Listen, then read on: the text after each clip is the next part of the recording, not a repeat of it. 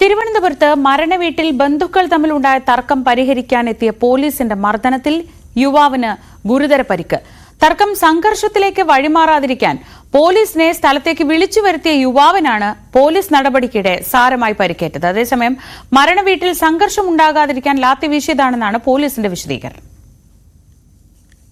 Domestic എയർപോർട്ടിന് സമീപം ചിത്രനഗറിൽ കഴിഞ്ഞ 2-ാം തീയതി രാത്രിയാണ് മരണവീട്ടിൽ ബന്ധുക്കൾ തമ്മിൽ വാക്കുതർക്കമുണ്ടായത്.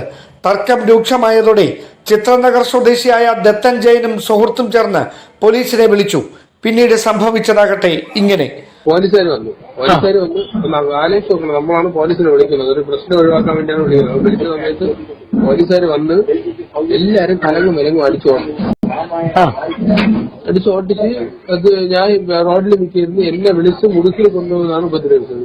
നീ എന്തിന്? ഞാൻ പറയുന്നത് നമ്മളാണ് പോലീസിനെ വിളിച്ചത് എന്ന് പറഞ്ഞാൽ നീ എന്തിനു വിളിക്കണം എന്ന് പറഞ്ഞ് തള്ളക്കും വിളിച്ച് തെറിയും വിളിച്ച് ഭയങ്കരമായിട്ട് ഉപദ്രവിച്ചു. ഞാൻ പറഞ്ഞു സാറേ എന്റെ അച്ഛൻ ഇങ്ങനെ അകത്ത് നിൽക്കുകയാണ്, നീ ഓർഡറാന്ന് പറഞ്ഞു. ആദ്യം നഗരത്തിലെ സ്വകാര്യ സ്ഥാപനത്തിലെ ജീവനക്കാരനാണ് ദത്തൻ.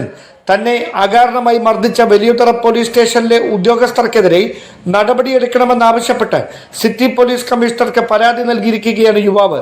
അതേസമയം സംഘർഷാവസ്ഥയുണ്ടെന്ന് പറഞ്ഞ് തുടർച്ചയായി ഫോൺ കോളുകൾ വന്നതിനാലാണ് ചിത്രനഗറിലെ മരണവീട്ടിൽ എത്തിയതെന്നാണ് പോലീസിന്റെ വിശദീകരണം. സംഘർഷം ഒഴിവാക്കാനാണ് ലാത്തി വീശി സ്ഥലത്തുണ്ടായിരുന്നവരെ വിരട്ടിയോടിച്ചതെന്നും വലിയതുറ പോലീസ് പറയുന്നു. ന്യൂസ് 18 തിരുവനന്തപുരം.